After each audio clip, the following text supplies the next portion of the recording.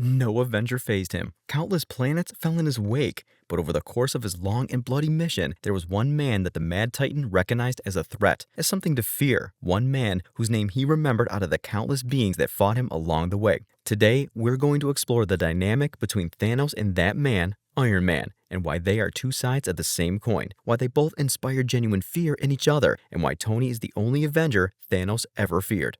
2. Visionaries. The Avengers were formed as Earth's shield. They were meant to be the last resort when everything else would fail. The governments of the world couldn't organize fast enough to counter the Chitauri threat. And when Ultron was about to cause an extinction-level event, only the Avengers were capable enough to solve the problem they created. And so far, it worked. There would be a world-ending problem, and the Avengers would react to the threat. In the end, they would save the day, probably drop a building on some poor kid while doing it, but the net good was always more than the net bad. He wanted to make a difference, I suppose. I mean, we won't know because we dropped a building on him while we were kicking ass. The Avengers were also led, above all, by two men, Steve Rogers and Tony Stark. While Steve was the moral heart and compass of the group, Tony was the one who, well, you can just hear it from him. Oh, actually, he's the boss. I just pay for everything and design everything and make everyone look cooler. But putting out a fire is one thing. Asking why the fire happened, making sure it doesn't happen again, and creating a solution that actually achieves that is something else entirely. And that is where Steve Rogers and Tony Stark were different. And that's why Tony is the only Avenger that Thanos ever truly feared. Thanos and Tony are, before anything else, two visionaries. They are men who had the foresight and the will to act on an idea before anyone else dared to think about it. Let's take Titan, for example. Do you think Thanos was the only one who understood that the scarcity problems were going to be the downfall of Titan? Probably not. But was Thanos the only one who was willing to do something about it? Yeah, he was. Sure, his solution was horribly violent and genocidal, but the principle behind his actions is what we're looking at here. He had the nerve to look at the cancer at the root, not the symptoms at the surface. And he had the will to do something about it. And that is exactly the principle that Tony embodied when he became obsessed with putting a suit of armor around the world. Because while it was very necessary to assemble and beat the hell out of some aliens every once in a while, it was even more crucial to ask, where do they come from? Who is sending them? Why are they here? How many of them are there? That was, as Tony said himself, the real final boss, and Tony was the only one who saw it. The Battle of New York in 2012 shattered his worldview. It proved to him that Earth was hopelessly outmatched by cosmic forces. This knowledge, which Thanos calls a curse, and rightfully so, plagued Tony. It gave him nightmares for a long time. Having foresight in the MCU, much like in real life, is framed as a heavy weight because it singles you out. You're the only one who can see how long the path really is, how thorny it is, and how this milestone right now isn't the real finish line. Sure, Tony and the Avengers pulled off a historic win against the Chitauri army, but was it really enough? As Infinity War proved, not even close. Thanos and Tony are, before any of their battles and struggles, linked together in the Marvel Cinematic Universe. And the biggest proof I have for you is Tony's own reaction to finding out about Thanos. Thanos. He's a plague, Tony. He invades planets, he takes what he wants, he wipes out half the population. He sent Loki. The attack on New York. That's him. This is it. The words, "this is it," is Tony realizing that the fears that he has had since 2012 now finally have a name. Thanos, the Mad Titan, somebody who is just like him, a man bent on making his vision come true. Creator statements. You might hear that and think all of this is just a fan theory, and I wouldn't blame you. Besides the few bits of dialogue and scenes that I showed you earlier, nothing really validates it, except, the Russo brothers themselves. And if you don't know who they are, they're the directors of Infinity War and Endgame. They've gone on record multiple times to validate this dynamic. During the Infinity War commentary track and in subsequent statements, the Russos laid out exactly how the Mad Titan views Tony Stark. The filmmakers confirmed that Thanos was always deeply aware of Tony. He knows Tony is the man who thwarted his proxy invasion in 2012, undoing Loki's plans. He knows the Mind Stone he lent to Loki ended up in the Avengers' hands and eventually powered one of Stark's creations.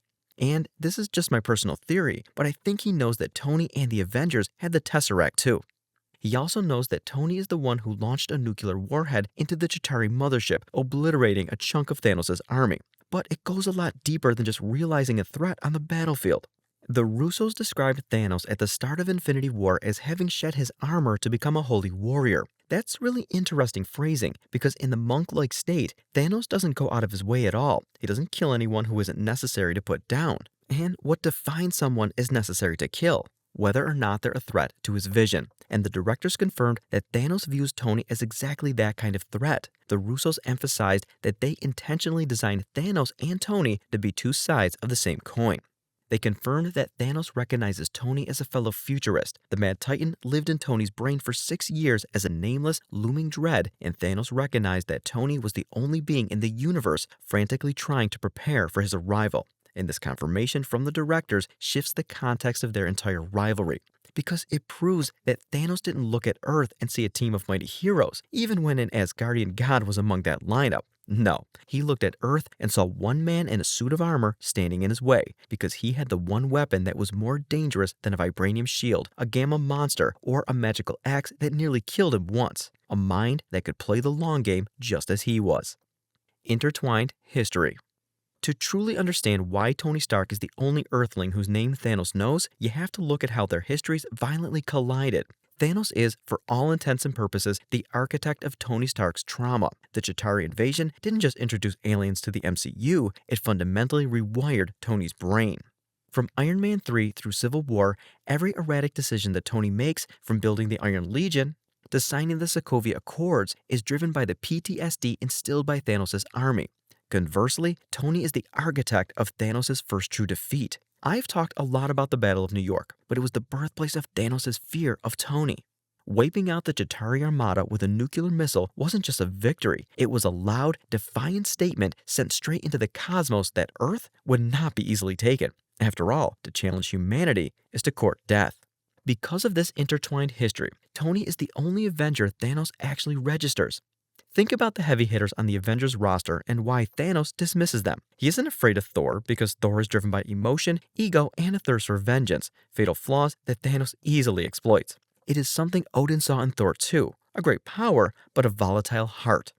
He isn't afraid of the Hulk, who is ultimately just a creature of brute force, and Thanos is a warrior of great strength who knows how to use it with skill. The Hulk is something Thanos can dismantle with calculated, clinical strikes.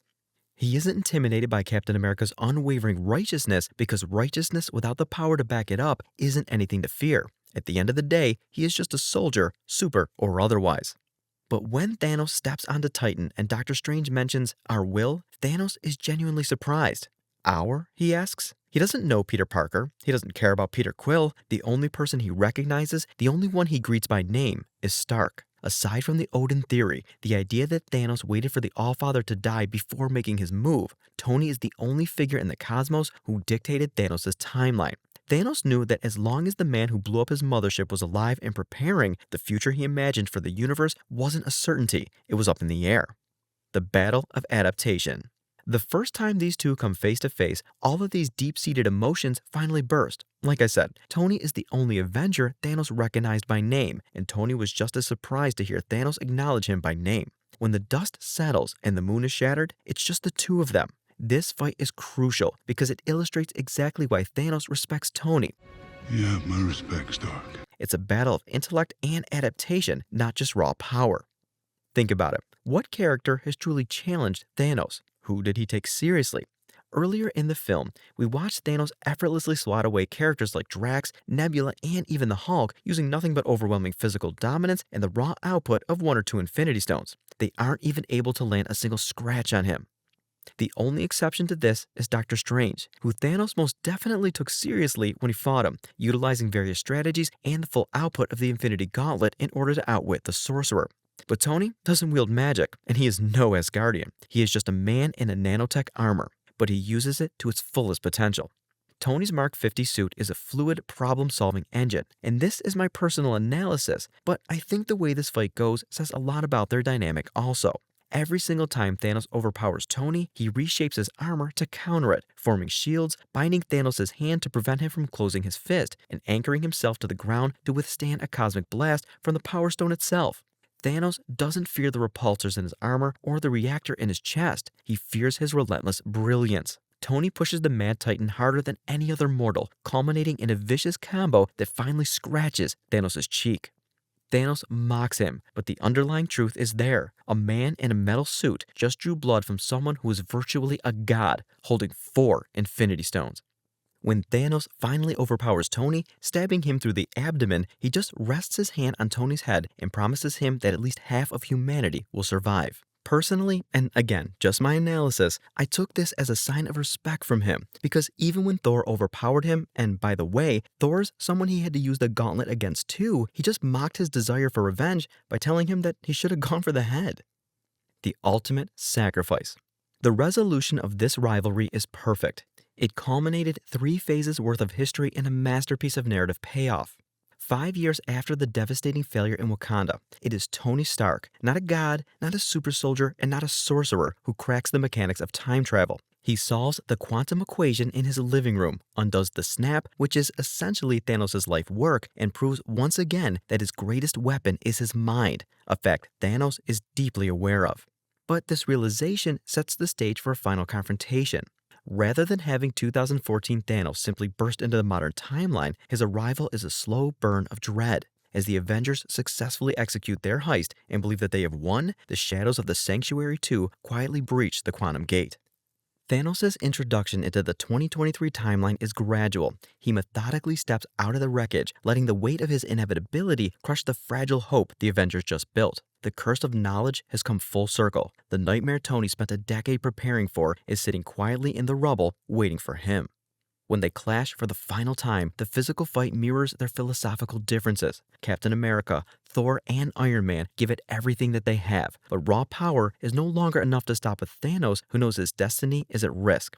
Ultimately, Tony doesn't beat Thanos by punching harder, he beats him by being the better engineer.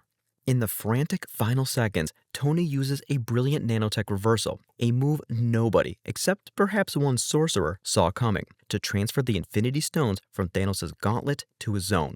It is the ultimate failsafe. But why is this the ultimate sacrifice? For Thanos, he sacrificed the one thing he truly loved, Gamora. He sacrificed his place in his society, being called a madman. His journey was something that he viewed as requiring the strongest of wills because it took that much out of him. For Tony, he sacrificed the peaceful life with Pepper and his daughter Morgan, which is something I believe he wanted ever since he saw Clint and his family. Both of them gave up the most precious things in the universe for their vision. In the end, the final words they speak are truly the best summary of this rivalry that anyone can give, as Thanos declares with complete confidence that I am inevitable. a statement from a man who believed victory was always his. Tony responded, And I am Iron Man.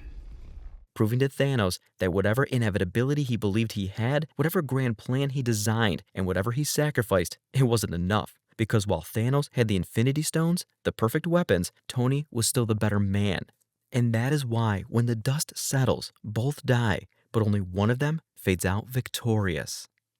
The rivalry between Thanos and Tony is one of my favorite parts of the movies, and I genuinely think Phase 3 would not have reached the heights that it did if these two didn't have so much history and tension between them. While some of the stuff I talked about in the video is directly backed up by the creators, which I'm not sure if you guys knew about, some of the stuff is also personal analysis, and I would love to know what you guys think about it. Whether you agree, disagree, or if you have anything to add. Whatever it is, let us know in the comments below, and as always, stay tuned for the next corner of the Marvel Universe we cover on Stickvengers.